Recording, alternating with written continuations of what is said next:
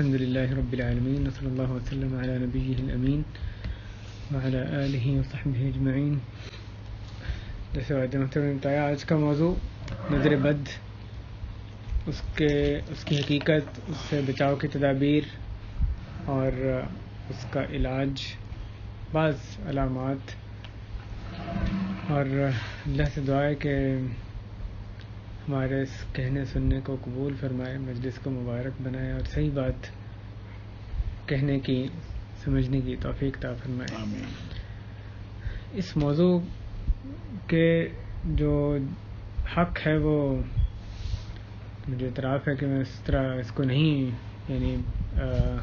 پیش کر پاؤں گا، لیکن یہ کہ جو کچھ بعض چیزیں جو اس بارے میں آیات احادیث آئیں، صحابہ کے واقعات، اور ان کو یہاں پر ذکر کرنا، اس موضوع کے بہت سے جو اطراف ہیں، بہت سے پہلو، ان کی طرف اشارہ انشاءاللہ ان کا ذکر کریں گے. اللہ تعالیٰ صحیح بات کہنے کی توفیق دے. پہلی بات یہ کہ عین عربی میں نظر کو کہا جاتا ہے. العین کہتے ہیں فلانے کو نظر لگ گئی، تو عربی میں کہتے ہیں اصابتہ العین، کہ اس کو عین لگ گئی. تو عین جو ہے عاین یعین، یہ اس کا مطلب کہ کسی کی جو نظر ہے، کسی کی نظر لگ جانا. عین ویسے بھی آنکھ کو کہتے ہیں، آپ جانتے ہیں. تو عین کیسے، اس کی بنیاد کیا ہوتی ہے کہ آدمی کو کوئی چیز اچھی لگے، یعنی بھلی لگے، معجب، وہ اس کو بہت بھلی لگتی ہے، تو اس کی وجہ سے اس کے جو نفس اس کے پیچھے لگتا ہے، اس کو دیکھتا ہے، تو اس وجہ سے اس کے جو نفس میں، یعنی علماء اس کی تعریف کرتے ہیں کہ ایک یہ مخفی طاقت ہے، مخفی قوت ہے، چھپی ہوئی قوت ہے، جو کہ نظر لگنے والے کے نفس سے نکلتی ہے اور وہ اس کی طرف جاتی ہے. ایک طرح سے ایک تیر ہے جو اس سے نکلتا ہے اور جس پر نظر لگتی ہے اس کی طرف وہ جاتا ہے، اور آگے بندے کی طرف جب پہنچتا ہے، اب وہ بندہ اگر تو وہ اس کو اوپن بات ہے، ایکسپوزڈ ہے، وہ اپنے آپ کی حفاظت نہیں اس نے کی ہوئی، تو وہ تیر اس کو سیدھا جا کے اللہ کی اجازت سے لگتا ہے. اور اگر اس کی حفاظت ہے تو اتنی ہی اس کے لیے نظر لگنے کا یعنی کم امکان ہوتا ہے. تو یہ اصل میں اعجاب کا مطلب کہ کوئی چیز ایک دم اچھی لگنا، جو نظر کی بنیاد ہے وہ یہ چیز ہے کہ کسی چیز کا اچھے لگنا، اور اس کے لیے آدمی اس سے بچنے کے لیے جیسے آگے چیزیں آئیں گی اس کے طریقے بتائے گئے. تو اس کے بارے میں اللہ تعالیٰ نے اس سے پناہ مانگنے کا حکم دیا، وَمِن شَرِّ حَاسِدٍ إِذَا حَسَدَ، اور یعنی قُلْ أَعُوذُ بِرَبِّ الْفَلَقِ، آگے جا کے آخر میں آیا رب فلق سے جن چیزوں کی پناہ مانگی گئی، ان میں سے آخری چیز کہ حاسد کے شر سے جب کہ وہ حسد کرے. اسی میں نظر بھی شامل ہے کہ عموماً جو نظر ہے وہ حسد کی وجہ سے لگا کرتی ہیں. تو حسد میں جب حسد سے پناہ مانگی جا رہی ہے، حاسد کے شر سے، تو اس میں جو نظر سے بھی پناہ شامل ہے، کیونکہ جیسے علماء نے کہا کہ ہر جو نظر جس کی لگتی ہے وہ حاسد ہوتا ہے، لیکن ہر حاسد نظر لگانے والا نہیں ہوتا. یعنی ہر جو حسد کرنے والا شخص ہے، اس کا مطلب یہ نہیں کہ اس کی نظر دوسرے کو لگ جائے گی، لیکن عموماً جو نظر لگتی ہے اس کا سبب پیچھے اس کا حسد ہوتا ہے. اور حسد جو ہے وہ نظر لگنے سے زیادہ ایک عام اس کی اصطلاح ہے. اچھا، اس کا امام ابن قیم رحمہ اللہ نے زاد المعاد میں کافی تفصیل سے اس پہ یعنی اس کی ماہیت اس پہ بات کی ہے. بہرحال بہت سی حدیث سے نظر لگنا جو ہے وہ ثابت ہے. انہی میں سے ایک حدیث وہ ہے، بخاری مسلم میں حدیث ہے، حضرت عائشہ رضی اللہ عنہ فرماتی ہیں، کان رسول اللہ صلی اللہ علیہ وسلم یأمرنی ان استرقی من العین، کہ رسول اللہ صلی اللہ علیہ وسلم مجھے حکم دیا کرتے تھے کہ میں عین سے، نظر بد سے رقیہ کرنا، دم کروانا، اس کو طلب کروں، یعنی دم کرواؤں. صلی اللہ علیہ وسلم مجھے حکم دیا کرتے تھے کہ مجھے حکم دیتے تھے کہ میں نظر بد سے دم کرواؤں. اور دوسری حدیث جس کو امام مسلم، احمد، ترمذی نے روایت کیا، حضرت عبداللہ بن عباس رضی اللہ عنہما سے، نبی صلی اللہ علیہ وسلم نے فرمایا، العین حق ولو كان شيء سابق القدر لسبقته العین واذا استغسلتم فاغسلوا، کہ العین حق یعنی نظر لگنا حق ہے. العین سے، عین سے مراد نظر، نظر لگنا حق ہے، برحق ہے، اور اگر کوئی چیز تقدیر پر سبقت لے جانے والی ہوتی تو نظر اس پر سبقت لے جاتی، اور اگر تمہیں غسل کرنے کے لیے کہا جائے تو غسل کرو، یعنی نظر اتارنے کے لیے جو غسل کرنے کے لیے کہا جائے، جیسے آگے اس کا ذکر آئے گا۔ اس حدیث میں پہلی بات صلی اللہ علیہ وسلم نے فرمائی العین حق، کہ جو نظر بد ہے یہ حق ہے،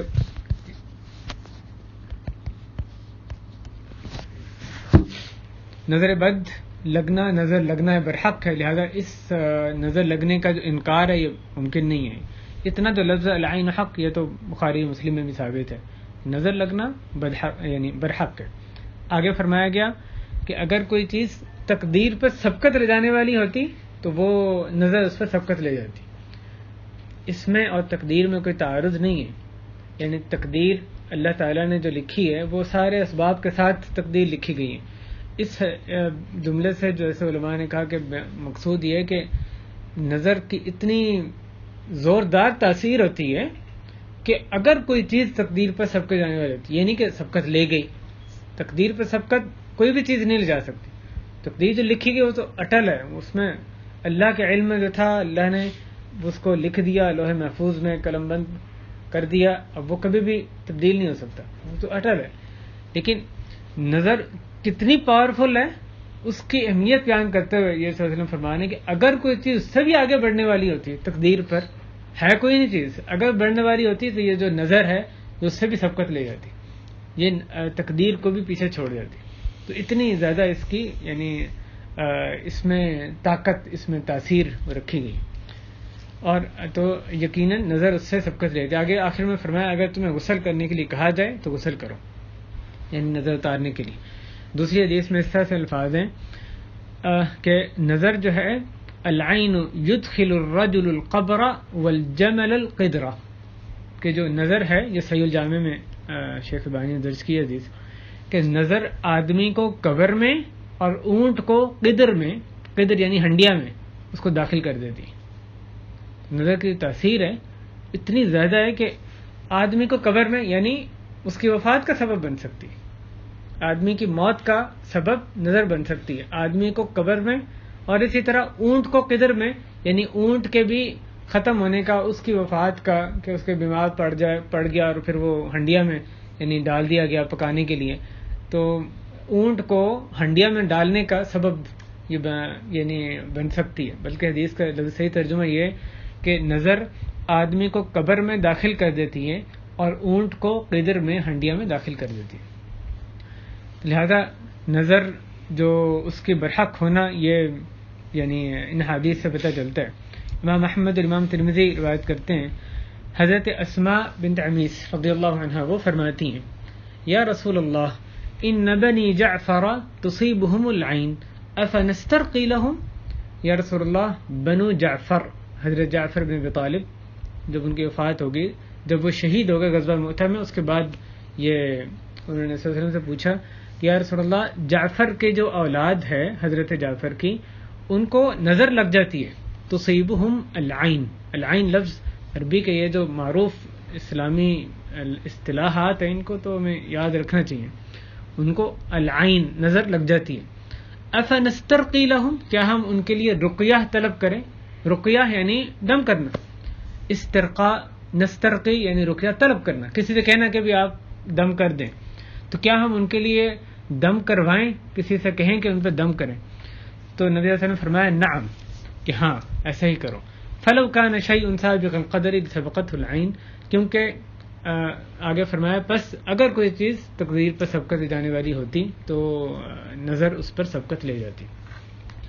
تو یہ ان کے حضرت جعفر کی اولاد کے لیے خاص طور پر حضرت اسماء بنت عمیس نے پوچھا۔ اسی طرح امام ابو داؤد حضرت عائشہ رضی اللہ عنہا سے روایت کرتے ہیں کہ انہوں نے کہا کان یؤمر العائن فیتوضأ ثم یغسل منہ المعین، کہ جو عائن ہوتا تھا نظر لگانے والا، جس کی نظر لگ گئی، ضروری نہیں کہ جان بوجھ کے لگائے، عائن یعنی نظر جس کی لگی، اس کو حکم دیا جاتا تھا تو وہ وضو کرتا اور پھر اس سے معین جس کو نظر لگی ہے وہ اس سے نہایا کرتا تھا، وہ اس سے غسل کرتا تھا۔ امام اس کا ذکر تفصیلاً آگے بھی آئے گا۔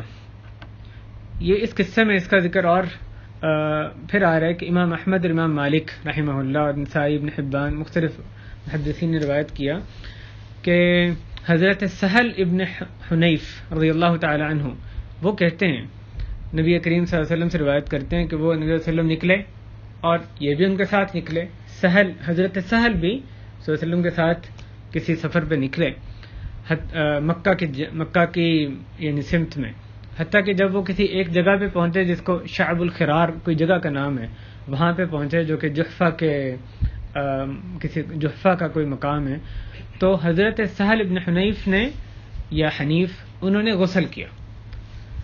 اور وہ ایک ایسے شخص تھے جو کہ سفید اور بہت اچھے جسم کے مالک تھے اور بہت اچھی ان کی جلد تھی. تو عامر ابن ربیعہ ایک اور صحابی جو ساتھ تھے انہوں نے ان کی طرف دیکھا تو اور وہ اس وقت غسل کر رہے تھے، تو وہ کہتے ہیں ما رأیتک اليوم ولا جلد مخبأہ، کہ میں نے تو آج جیسی پہلے کبھی دیکھا ہی نہیں، نہ ہی کوئی کنواری لڑکی کی جلد. یعنی یہ تو ایسے زبردست ان کی جلد ہے کہ جو لڑکی ہوتی ہے جو کہ باہر ایکسپوز نہیں ہوتی، اپنے کمرے میں رہنے والی بند، یعنی جو بھی کنواری لڑکی ہے اس کی جلد اس سے بھی یہ تو خوبصورت، اس کا جو ہے جسم ہوتا ہے، اس کی جو رنگت ہوتی ہے اس کی رنگت سے بھی زیادہ خوبصورت ان کی اچھی رنگت، ایسا میں نے پہلے کبھی نہیں دیکھا. تو اس کا نتیجہ کیا ہوا؟ فلبط سہل، حضرت سہل جو ہے ان کو دورہ پڑ گیا، وہ گر گئے، اپنا سر نہیں اٹھا سکتے تھے.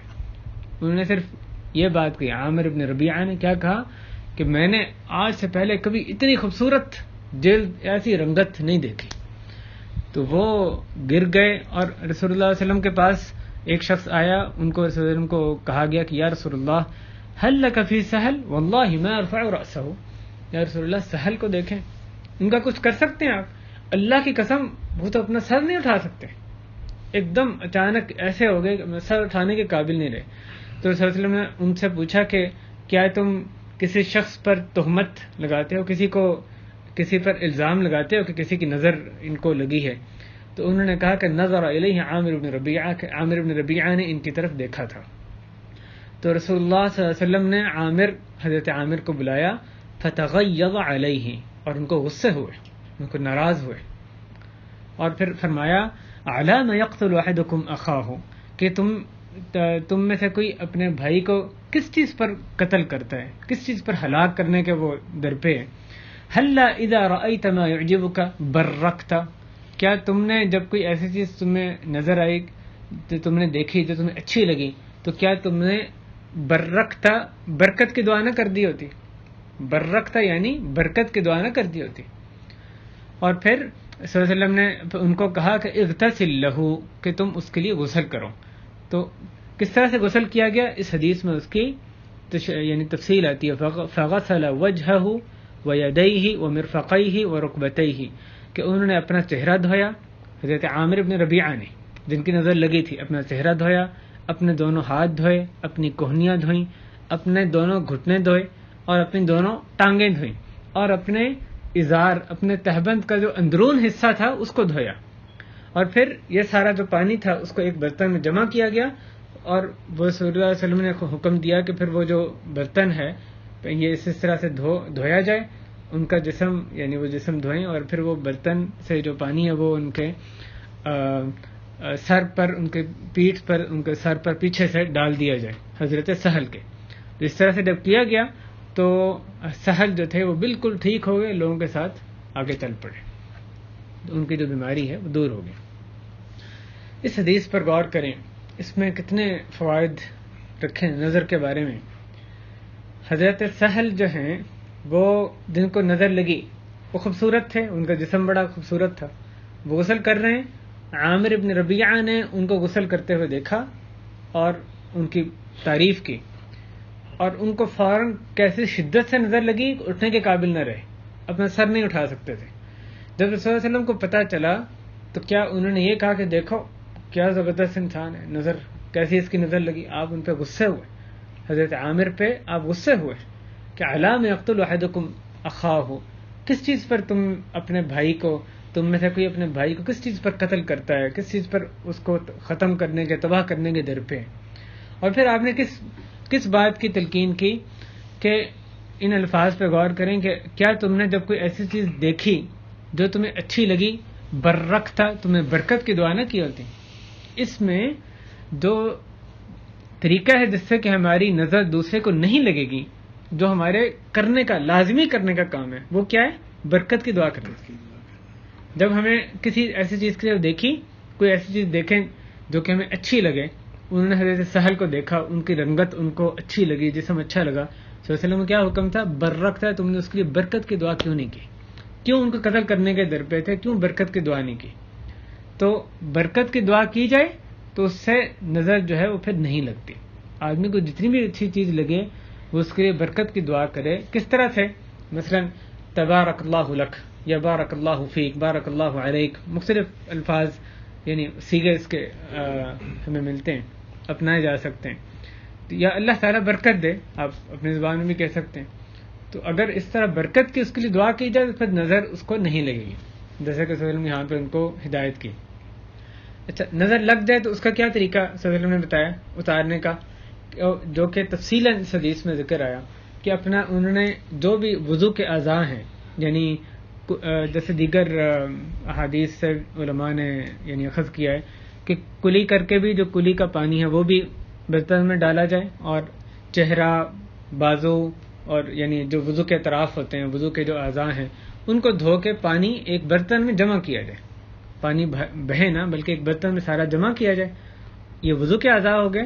اور پھر وہ اپنے گھٹنے کو بھی دھوئے، دائیں ہاتھ داخل کرے اس سے بائیں گھٹنے کو، پھر دائیں گھٹنے کو، یہ جیسے بھی اپنے دونوں گھٹنوں کو بھی دھوئے، یعنی پنڈلیاں گھٹنے کو دھوئے، پاؤں دھوئے، اور پھر داخلت ازاری ہی، یہ تو اعضاء ہو گئے وضو کے اعضاء، اور دونوں گھٹنوں کا خاص طور پہ اس میں تذکرہ آئے گا، گھٹنوں کو بھی دھو کے وہ پانی بھی برتن میں ڈالا جائے۔ داخلت ازاری ہی یعنی اپنی جو ازار ہے، تہبند ہے، کپڑا جو بھی مثلا اس کا کپڑا پہنا ہے، اپنی ازار بھی ہو سکتی ہے، ازار سے مراد تہبند، یا علماء نے لکھا ہے کہ دور حاضر کے حساب سے دیکھیں آپ کی جیسے بنیان ہے یا ٹوپی ہے، یعنی وہ چیز جو کہ جسم کے ساتھ لگتی ہے، قمیض کے نیچے اگر بنیان پہنی ہے تو پھر بنیان اصل میں مطلوب ہے، وہ کپڑا کا حصہ جو کہ جسم کے ساتھ لگتا ہے۔ داخلت ازار ہی، ازار کا اندرون حصہ، وہ اس پہ سے بھی پانی گزار کے، اس کو دھو کے، اس پہ پانی ڈال کے، وہ بھی اسی برتن میں جمع کیا جائے۔ پھر کیا کیا جائے گا؟ یہ برتن جس میں اس کے غسل کا پانی یہ جمع کیا گیا، یا وضو ہے غسل کا پانی جمع کیا گیا، یعنی آپ اس میں بھی دیکھیں گے مراد اصل میں یہ نہیں کہ وہ مکمل وضو کرے، غسل کرے۔ آپ جانتے ہیں کافر کی بھی نظر لگ سکتی ہے، کافر کی نظر، کافر کا تو کوئی وضو غسل نہیں ہوتا ہے نا، اس کو وضو کرے بھی اس کا وضو قابل قبول نہیں، لیکن اگر معلوم ہو کہ اس کی نظر لگی ہے، پھر اس کے ساتھ بھی طریقہ اختیار کیا جائے، اس کو کہا جائے گا کہ تم اپنے اعضاء کا پانی دو۔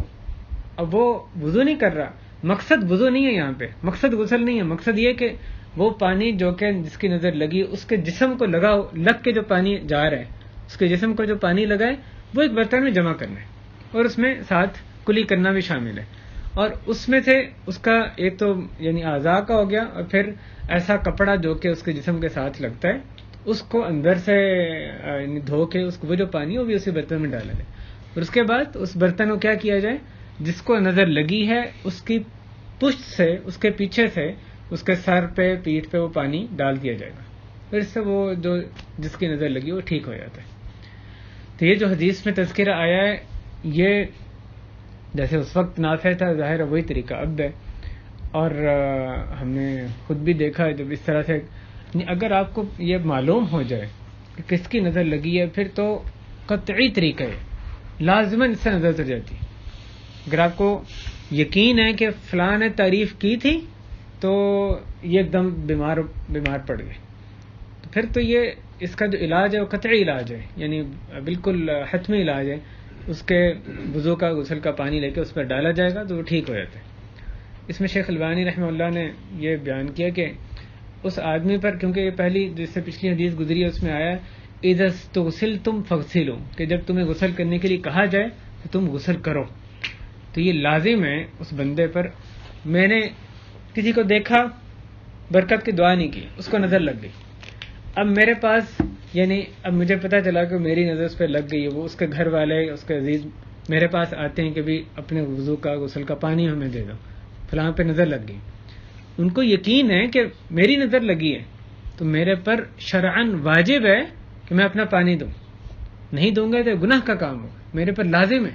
اذا استغسلتم فاغسلوا، جب تمہیں نظر اتارنے کے لیے پانی دینے کے لیے کہا جائے تم نے غسل کرنا ہے، تم انکار نہیں کر سکتے. یعنی شرعاً آدمی پر مکلف ہے کہ وہ اس کا اپنا وضو کا پانی جو ہے وہ دے.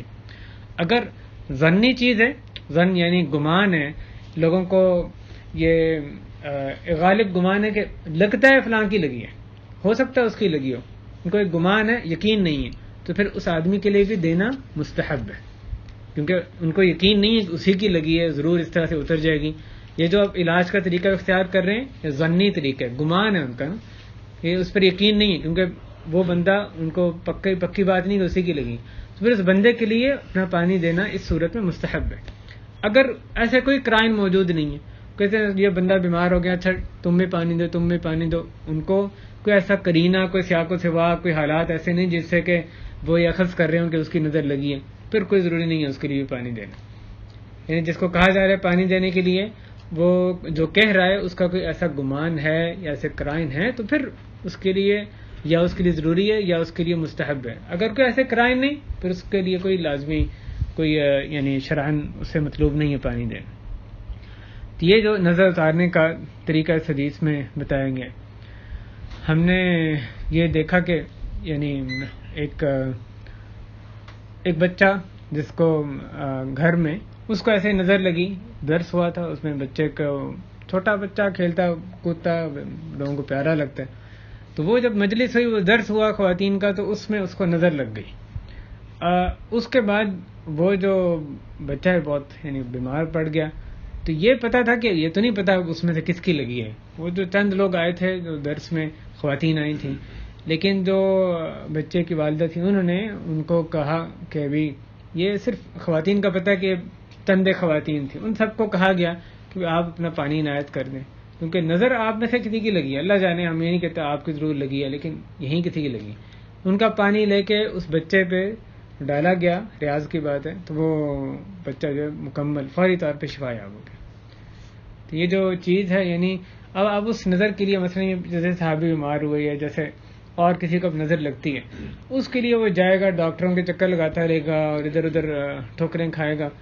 وہ اس کی جو بیماری ہے وہ ہے ہی نظر کی بیماری ہے، اس کے کہاں سے علاج ہوگا؟ اس کا کوئی اثر، اس کے علاج میں وہ جو اعراض آ رہے ہیں، اس کے جو اثرات ہیں، اس میں تو تخفیف کر سکتے ہیں کچھ، وہ یعنی اس کو پین کلر کوئی اور ایسی چیزیں.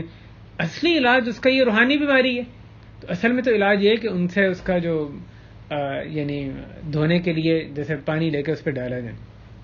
بلکہ اس میں علماء نے یہ بھی ذکر کیا کہ اگر مثلا یہ اصلی پورا مکمل طریقہ مشکل ہو تو بعض اوقات جو تجربے سے دیکھا گیا کہ ایسی کوئی گیلی مٹی جس پہ کہ وہ بندہ چلا ہو، یعنی ننگے پاؤں چلا ہے، یا کوئی رومال جو اس نے استعمال کیا ہے، کوئی بھی چیز جو اس کے جسم کو لگی ہے، تو اس چیز کو بھی ایسا کوئی اثر اگر مل جاتا ہے اس کو بھی ہم پانی میں لے کے اس پانی کو اس پہ ڈالا جائے تو اس سے بھی فائدہ ہوتا ہے. شیخ عبدالعزیز سدحان جو ایک معروف راقی ہیں، وہ کہتے ہیں کہ دیکھا یہ گیا کہ اگر نظر کی جو جگہ ہے جہاں پر نظر لگی ہے وہ آدمی کا اندرونی کوئی حصہ ہے. یہ جو حضرت سہل کو لگی تھی تو ان کے ظاہر میں لگی تھی، یعنی بیرونی آپ کہہ لیں کہ اس کا اثر تھا. اگر اندرونی حصہ ہے تو وہ کہتے ہیں کہ ہم نے دیکھا ہے تجربے سے کہ اس کا جو پانی ہے جس کی نظر لگی، وہ پانی اس کو اگر پلایا جائے تو اس سے بھی وہ اس کے افاقے میں کافی فرق پڑ جاتا ہے.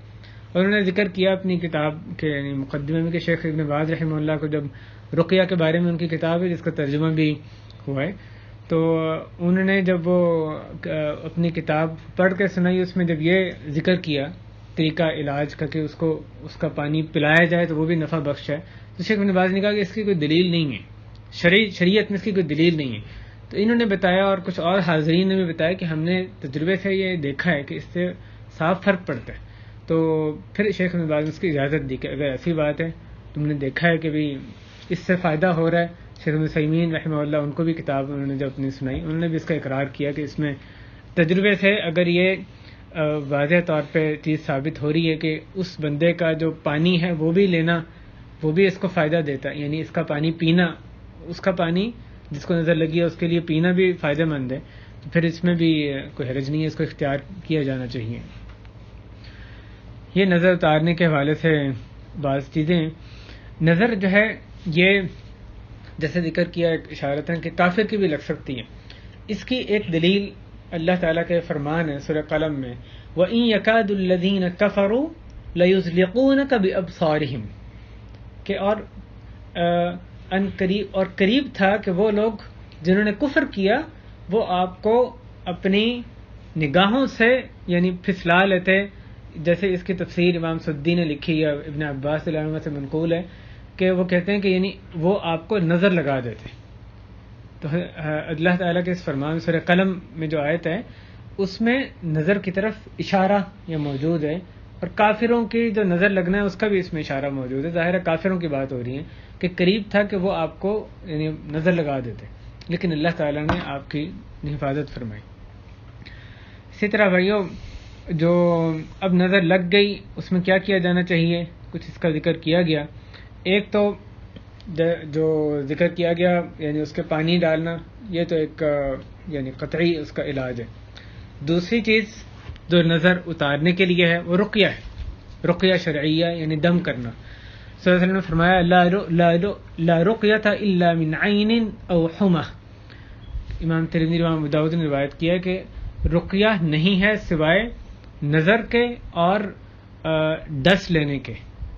تو اس سے مراد یعنی حدیث کی شرح میں علماء نے لکھا کہ مراد یہ ہے کہ جو رقیہ جن چیزوں کے لیے سب سے زیادہ فائدہ مند ہے وہ یہ ہیں کہ کسی کو نظر لگ جائے اس کے لیے رقیہ کیا جائے، یا کسی کو کوئی جانور ڈس جاتا ہے چاہے کوئی سانپ بچھو یا کوئی کیڑا زہریلا کچھ اور، اس کے لیے بھی جو دم کرنا ہے بہت مفید ہے۔ اور آپ دیکھیں اپنے گھروں میں کیا اس سے غفلت نظر نہیں آتی؟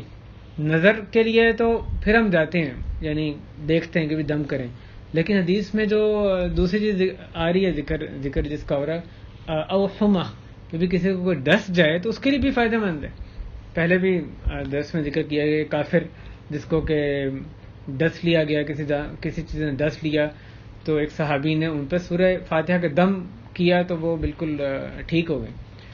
تو جب ہمیں کوئی گھر میں کوئی کیڑا ڈس گیا، کوئی اور ایسی بھیڑ ڈس گئی مثلا، اس کی تکلیف ہو رہی ہے، تو جہاں آپ اور تدابیر اختیار کریں وہ منع نہیں ہے، وہ اختیار کرنی چاہیے ضرور، تو اس میں یہاں یہ بھی اختیار کیا جانا چاہیے جس کا حدیث میں صاف صاف ذکر آ رہا ہے کہ سورہ فاتحہ پڑھ کے وہاں دم کریں، یا دیگر جو اذکار ہیں وہاں پہ دم کریں، اس کے ذریعے سے وہ چیز جو ہے وہ ٹھیک ہو جاتی ہے۔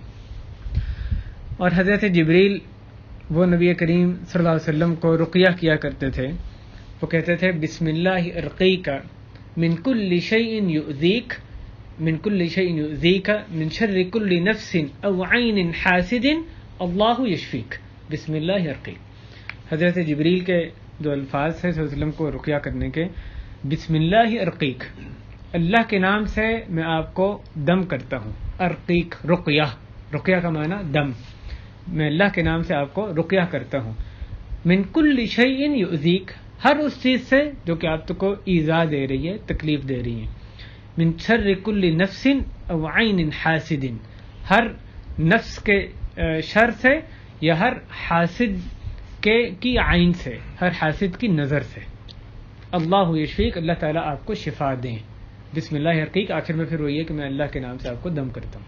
تو حضرت جبریل نے صلی اللہ علیہ وسلم کو جو دم کیا اس میں صراحت سے نظر کا دم کرنا بھی موجود ہے، اور من شر کل نفس او عین حاسد، یا ہر ایسی آنکھ سے جو کہ حسد کرنے والی ہو، حسد کرنے والی آنکھ سے میں آپ کو دم کرتا ہوں، یعنی آپ کو ایسے ہر اس کے شر سے دم کرتا ہوں، اور آگے آ رہے اللہ تعالیٰ آپ کو اس سے شفا دے۔ نظر کے بارے میں علماء نے ایک وضاحت کی کہ بعض لوگ یہ سمجھتے ہیں کہ اس کے جس کی نظر لگی اس کے فضلات یا کوئی اس قسم کی جو چیزیں ہیں، یا اس کا مثلا اور جو چیزیں بول براز وغیرہ، اس کو لینا اس کی کوئی بنیاد نہیں ہے شریعت میں، جس کا حکم دیا گیا اسی تک کہ ہمیں یعنی رہنا چاہیے۔ کہ بھی اس کے آزاد دھوئے جائیں، اس کے درون جو کپڑے دھوئے جائیں بس. اور اسی میں جو اس کے کوئی ایسا کپڑا یا ٹوپی وغیرہ جس کا حدیث میں صراحت ذکر نہیں آیا لیکن اس پر قیاس کر کے جو آج کل کے کپڑے جو جسم کے ساتھ لگتے ہیں ان پر اس کا قیاس کیا جا سکتا ہے. یہ شیخ ابن عثیمین رحمہ اللہ کا قول ہے. نظر سے بچاؤ پہلے، اس سے لگنے سے پہلے، یہ توکل کی کوئی منافی چیز نہیں ہے بلکہ توکل کا عین حصہ ہے. یعنی توکل کہتے ہیں کہ اسباب اختیار کر کے پھر اللہ پہ توکل کرنا. اسباب اختیار کرنے کا ایک حصہ یہ بھی ہے کہ جو نظر سے بچاؤ کی تدبیر کی جائے پھر اللہ پہ توکل کیا جائے کہ اب اللہ تعالیٰ حفاظت کرنے والے ہیں.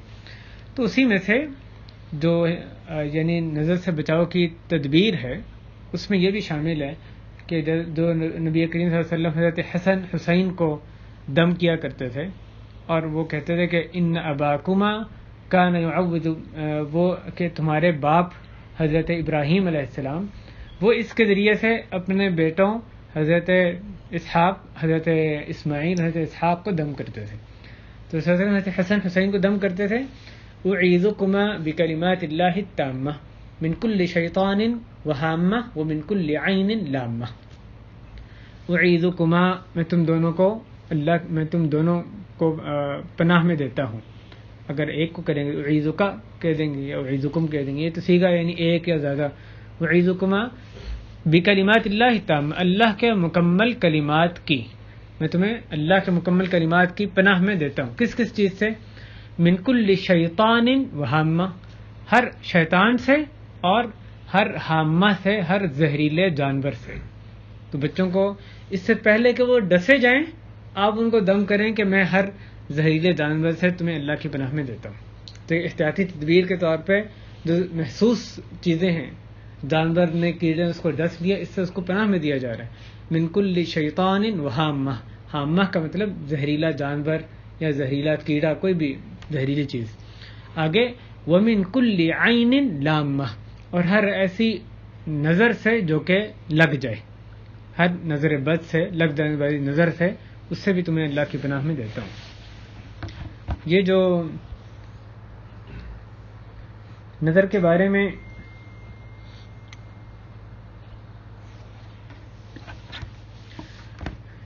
ایک اور اہم سوال نظر کے بارے میں یہ ہے کہ کیا آدمی کی نظر اس کے جو قریبی لوگ ہیں جن سے وہ بہت محبت کرتا ہے، اس کی بیوی ہے، کیا آدمی کی نظر اس کی بیوی کو لگ سکتی ہے، اس کے والدین کو، اس کی اولاد کو لگ سکتی ہے؟ تو اس حوالے سے جو علماء نے لکھا ہے کہ پہلی بات تو یہ کہ راجح بات یہ ہے کہ جو نظر لگنا ہے وہ حاسد کی طرف سے ہوتا ہے غالباً، لیکن حسد کے بغیر بھی نظر لگ جاتی ہے. حسد کے بغیر کب لگتی ہے؟ جبکہ ایک آدمی کو چیز اچھی لگ رہی ہے، اس نے برکت کی دعا نہیں کی تو اس کی نظر اس کو لگ سکتی ہے. ضروری نہیں کہ اس کے ساتھ حسد بھی شامل ہو. حسد یہ ہے نا کہ کسی پہ جو اللہ تعالیٰ نے نعمت دی اس پہ آدمی کو تنگی ہو، یہ حسد ہے. یعنی چاہے اس کے ظاہر ہونے کی تمنا کرے یا نہ کرے، لیکن کسی کی نعمت پہ تنگ ہونا یا کیوں اس کو یہ نعمت مل گئی، اس کو حسد کہتے ہیں. تو ضروری نہیں کہ حسد ساتھ شامل ہو جب نظر لگتی ہے. ایک چیز بہت اچھی لگی، برکت کی دعا نہیں کی، اس پہ نظر جو ہے وہ لگ سکتی صرف اچھی لگنے سے. تو جب نبی اکرم صلی اللہ علیہ وسلم نے اس بارے میں فرمایا اذا رأى احدكم من نفسه او ماله او من اخيه ما يعجبه فليدع له بالبركة فإن العين حق. نبی صلی اللہ علیہ وسلم فرماتے ہیں، اس حدیث کو شیخ البانی نے صحیح قرار دی ہے، جب تم میں سے کوئی اپنے نفس میں یا اپنے مال میں یا اپنے بھائی میں کوئی ایسی چیز دیکھے جو اس کو اچھی لگے تو اس کو چاہیے کہ وہ اس کے لیے برکت کی دعا کرے، کیونکہ نظر لگنا برحق ہے. اس حدیث پر غور کریں. شروع کس بات سے کیا؟ اذا رأى احدكم من نفسه، اپنے نفس میں کوئی چیز اچھی لگے. آخر میں اختتام حدیث کا کیا ہو رہا ہے؟ فإن العین حق، کیونکہ نظر لگنا برحق ہے. لہذا نظر لگنے سے پہلے صلی اللہ علیہ وسلم نے جو جن چیزوں پر نظر لگنے کا ذکر کیا کہ تمہیں کوئی اچھی چیز لگی اپنے نفس میں، اپنے مال میں. آدمی اپنے نفس پہ تو حسد نہیں کر سکتا نا، خود اس کو نعمت ملی ہے، اپنے آپ پہ تو نہیں حسد کر سکتا ہو. لیکن اپنی چیز اس کو بڑی اچھی لگی ہے، میرے میں یہ فلاں صلاحیت ہے، میرا کوئی ایسی اپنی چیز اچھی لگی ہے، تو تب بھی وہ برکت کی دعا کرے، اپنے لیے اپنی اس چیز کے لیے اپنے نہیں برکت کی دعا کرے. اپنے مال میں اپنا مال اس کو اچھا لگے. حدیث میں اگلی چیز آ رہی ہے او من مالہ، اپنے مال میں کوئی چیز اچھی لگی ہے، اس کا اپنا مال ہے، اس پہ کیسے حسد کرے گا، لیکن اچھی چیز لگی ہے تو اس کو چاہیے اس کے لیے برکت کی دعا کرے. او من اخیہ، یا اپنے بھائی میں، تو اپنے بھائی کے لیے برکت کی دعا کرے اگر اس کی کوئی چیز اچھی لگی. تو حدیث میں یہ ہمیں پتہ چلا کہ آدمی کی نظر اپنے آپ کو بھی لگ سکتی ہے، اس کے اپنے مال کو بھی اس کی نظر لگ سکتی ہے، اور پھر دوسروں کو نظر لگنا اس کا تذکرہ پہلے گزر چکا، اپنے بھائی کو بھی لگ سکتی. اگر اپنے آپ کو نظر لگ سکتی ہے تو کیا اپنی بیوی کو نہیں لگ سکتی؟ کیا اپنی اولاد کو، اپنے ماں باپ کو جن سے آدمی حد درجے محبت کرتا ہے ان کو نظر نہیں لگ سکتی؟ ان کو بھی لگ سکتی. یعنی آدمی کو اس سے بڑھ کے کیا اس کے لیے خوشی کا سامان ہوتا ہے کہ اس کے بچوں کو نعمت ملے، کوئی دنیاوی نعمتیں ملے، اس کی تو دعا کرتا ہے بندہ اللہ سے. وہ خوش ہوتا ہے کہ اس کے بچوں کو دنیاوی نعمتیں، آخروی نعمتوں کے ساتھ دنیاوی نعمتوں کو بھی وہ اللہ سے طالب ہوتا ہے اپنی دعا کے لیے، اپنی اولاد کے لیے. اب بچوں کو نعمت ملی، اس بندے کو ایک چیز بچے کے پاس، بچے کی ملکیت میں چیز بہت اچھی لگی، اس کو نظر لگ سکتی، بچوں کو بھی نظر لگ سکتی، تو ان کے لیے بھی برکت کی دعا کریں. لہذا بھائیو، یہ صرف حسد سے اس کا تعلق، عام طور پہ حسد اس کے ساتھ شامل ہوتا ہے، لیکن راجح بات یہ ہے، زیادہ صحیح بات یہ ہے کہ نظر کے لیے، نظر لگنے کے لیے حسد لازمی نہیں ہے، اگرچہ کہ عام طور پہ اس کے ساتھ ہوتا ہے لیکن لازمی نہیں ہے. جب کوئی چیز اچھی لگے، اگرچہ اس میں حسد موجود نہ بھی ہو، خواہ وہ چیز آدمی کے اپنے نفس سے تعلق رکھتی ہے، اپنے مال، ذاتی مال، یا اپنے اقارب سے، تو ان کو بھی نظر لگ سکتی ہے اگر اس نے ان کے لیے برکت کی دعا نہیں کی. بعض لوگ جب کوئی چیز اچھی لگتی ہے تو وہ یہ دعا کرتے ہیں ماشاء اللہ لا قوت الا باللہ. اس کی جو بنیاد ہے وہ ایک تو اللہ تعالیٰ کے فرمان ولولا اذ دخلت جنتک قلت ما شاء اللہ لا قوت الا باللہ، کہ کیوں جب تم اپنی جنت میں، اپنے باغ میں داخل ہوئے تو تم نے یہ نہ کہا ما شاء اللہ لا قوت الا باللہ. اور اس کے علاوہ ایک حدیث جس کو ابن السنی نے روایت کیا، وہ اس سے استدلال کیا تھا کہ جب کوئی چیز اچھی لگے تو یہ الفاظ کے، لیکن وہ حدیث انتہائی ضعیف حدیث ہے. اور اس آیت میں بھی صراحت سے اس بات کا تذکرہ نہیں آ رہا کہ جب کوئی چیز اچھی لگے تو آدمی ہمیشہ یہ الفاظ کہے نظر سے بچانے کے لیے. تو لہذا یہ بات جو ہے وہ اس حدیث کی اس نتیجے کی جو بنیاد ہے کہ جب کوئی چیز اچھی لگے آپ کو کیا کہنا چاہیے ماشاء اللہ لا قوت الا باللہ، اس کی بنیاد میں جو حدیث ہے وہ انتہائی ضعیف حدیث ہے. تو صحیح بات یہ ہے کہ نظر سے بچاؤ کے لیے جو یعنی مؤثر ترین طریقہ وہ یہ کہ برکت کی دعا کی جائے. صرف یہ الفاظ کہنا لا قوت الا باللہ، یہ ظاہر ہے بہت اچھے الفاظ ہیں، اللہ تعالیٰ نے ان کا نیک آدمی کے حوالے سے تذکرہ کیا کہ اس نے دوسرے کو باز کیا کہ کیوں جب تمہیں اپنی ایک چیز اتنی اچھی لگی اور اپنا آپ کو تم بڑا سمجھ رہے ہو کہ مجھے یہ مل گیا جس کا میں مستحق تھا، وہ جو دو جنتوں والے سورہ کہف میں جن کا تذکرہ ہے، تو تم نے کیوں نہیں یہ کہا کہ ماشاء اللہ جو اللہ نے چاہا وہ کیا، اور ساری کوئی چیز ہم حاصل نہیں کر سکتے، فائدہ حاصل نہیں کر سکتے جب تک کہ اللہ کی مدد نہ ہو. تو یہ کلمات کہنے سے آدمی اپنی اصلی یعنی حیثیت میں واپس آتا ہے، اور آدمی کا جو بڑا پن ہے، تکبر ہے، وہ ختم ہوتا ہے ان کلمات کے ذریعے کہ اللہ کی طرف وہ اپنی نعمتوں کو پلٹاتا ہے. لیکن نظر دور کرنے کے لیے یا نظر نہ لگے اس کے لیے ان کلمات کی ہمیں تلقین جو ہے وہ نہیں ملتی. ایک بات وہی اس موضوع میں یہ بھی علماء نے ذکر کی کہ یہ کس طرح سے پتہ چلتا ہے کہ نظر یعنی لگ گئی ہے. تو اس کے جو اثرات ہیں، جو علامات ہیں، وہ تجربے سے علماء نے بیان کی ہیں. ان کا یہ ظنی چیزیں ہیں، یعنی قطعی چیزیں نہیں ہیں، ظنی چیزیں.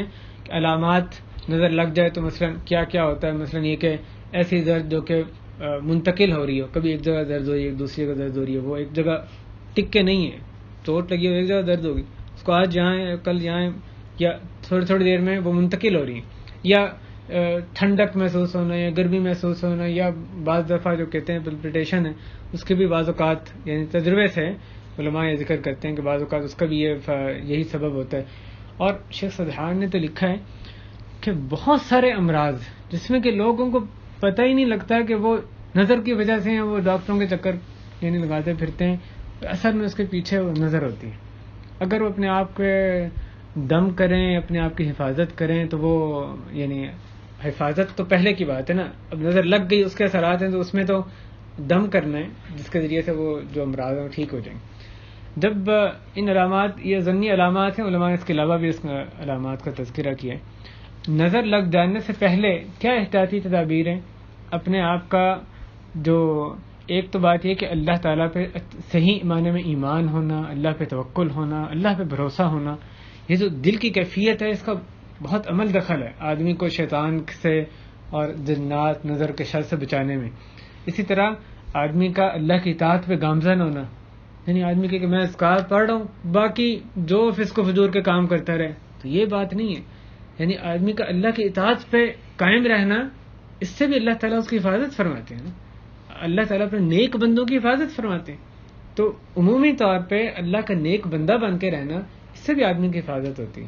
اور اس کے ساتھ ساتھ جو وہ اذکار سکھائے گئے ہیں ہمیں، جیسے خاص طور پہ یہ دعا بسم اللہ الذی لا یضر مع اسمہ شیء فی الارض ولا فی السماء وهو السمیع العلیم، یہ جو دعا ہمیں سکھائی گئی صبح شام 3 دفعہ پڑھنے کی.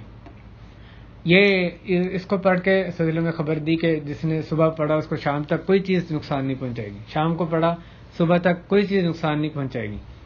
اس حدیث کے جو راوی ہیں حضرت عثمان بن عفان کے جو ایک عالم جلیل القدر تابعی بیٹے ابان بن عثمان، انہوں نے جب اس حدیث کو سنایا تو ایک جو ان کے ایک ہاتھ کو فالج ہوا تھا، تو حاضرین میں سے ایک جو ان کے شاگرد تھے وہ ان کی طرف عجیب نظر سے دیکھنے لگے. وہ سمجھ گئے، محدث تھے، عالم تھے، ابان ابن عثمان بن عفان، وہ سمجھ گئے. انہوں نے کہا کہ بات یہ کہ جب یہ میرے پر بلا نازل ہوئی ہے، یعنی جب مجھے فالج ہوا ہے تو میں یہ دعا پڑھنا بھول گیا تھا کہ تم یہ عجیب نظروں سے دیکھ رہے ہو کہ بھی گویا کہ تم یہ کہہ رہے ہو کہ یہ دعا جس نے پڑھی اس کو کوئی نقصان نہیں پہنچے گا اور آپ کو فالج ہوا ہے. تو کہتے ہیں جب فالج ہوا ہے تو میں یہ دعا پڑھنا مجھے بھلا دیا گیا تھا، میں بھول گیا تھا. اللہ نے جب لکھی ایک مصیبت وہ آ کے رہتی ہے. بہرحال یہ تدابیر، بچاؤ کی تدابیر اختیار کرنی ضروری ہیں. اسی طرح اعوذ بکلمات اللہ التامات من شر ما خلق، یہ جو دعا ہے یہ بھی صبح شام پڑھنے کے لیے ہمیں سکھائی گئی ہے. اللہ کے مکمل کلمات کی میں پناہ میں آتا ہوں ہر اس چیز سے جو کہ اس نے پیدا کی. تو یہ صبح شام کے جو اذکار ہیں عمومی طور پہ وہ انسان کی حفاظت کرنے میں بہت مددگار ہوتے ہیں. سورہ فاتحہ پڑھنا اور پھر آیت الکرسی ہے ہر نماز کے بعد صبح شام، اور آخری جو 3 صورتیں ہیں ہر نماز کے بعد بھی پڑھنے کی تلقین کی گئی اور صبح شام 3 دفعہ پڑھنے کا کہا گیا. سوتے وقت اس کا دم کرنا یہ بہت ہی مؤثر چیز ہے. یہ تدبیر کے طور پہ مؤثر ہے پہلے بھی اور بعد میں علاج کے طور پہ مؤثر ہے. یعنی 3 صورتوں کا پہلے بھی تذکرہ ہوا کہ 3 صورتوں کا یعنی سورہ اخلاص فلق ناس ایک دفعہ دم کیا جائے، جسم پہ پھیرا جائے، پھر دم کیا جائے، پھر کیا جائے. تو 3 مرتبہ روزانہ سونے سے پہلے دم کرنا صحیح بخاری میں حدیث ہے، رسول اللہ صلی اللہ علیہ وسلم کا یہ معمول تھا. تو ہمیں بھی اس کو اپنا معمول بنانا چاہیے. ان تدبیروں کے ذریعے آدمی محفوظ رہتا ہے، نظر سے، جادو سے، ان چیزوں سے محفوظ رہتا ہے. نظر لگ گئی، اب اس کے بعد پھر آپ کہیں گے جیسے نظر لگی آپ ایک دم پڑھ لیں بسم اللہ الذی لا یضر، اب وہ ختم ہو گیا اس کا وقت. یعنی وہ یہ جو تدبیریں اس سے پہلے احتیاطی تدابیر ہیں، وہ یہ جو پہلے ذکر کی گئی احتیاطی تدابیر ہیں ان سے بچاؤ کے لیے. جب نظر لگ گئی اب کیا کرنا ہے، تو اس کا جو پہلے بھی تذکرہ کیا گیا، اگر پتہ ہے کہ اس کی نظر لگی ہے اس کا پانی ڈالیں گے. اور دوسرا یہ کہ آدمی اذکار یعنی اپنے اوپر دم کرے نظر لگنے کے بعد. اگر انسان کو نہیں پتا کہ بھی کس کی نظر لگی ہے تو پھر کیا کرے؟ کیا ہمیشہ کے لیے وہ اسی طرح بے سہارا ہے؟ نہیں، دم کرنے سے، اور اگر پتا ہو پھر تو بہت آسانی کے ساتھ اتر سکتی ہیں. اگر نہیں پتا کس کی نظر لگی ہے پھر بھی آدمی اپنے اوپر دم کرے تو اللہ تعالیٰ اس میں تخفیف کر دیتے ہیں، اس کا اثر جو ہے وہ یعنی زائل ہونے لگتا ہے. کس طرح دم کریں؟ بڑی آسان سی چیزیں، سورہ فاتحہ، آیت الکرسی اور آخری 3 صورتیں.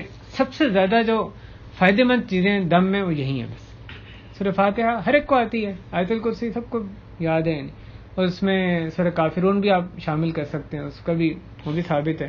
اور آخری 3 صورتیں بس ان کا آپ دم کریں، اپنے اوپر دم کریں، بے شک 3 دفعہ کریں. بعض علماء نے، شیخ امام ابن قیم رحمہ اللہ نے 7 دفعہ کا بھی تذکرہ کیا ہے، تو 3 دفعہ کریں یا سے زائد کریں 7 دفعہ.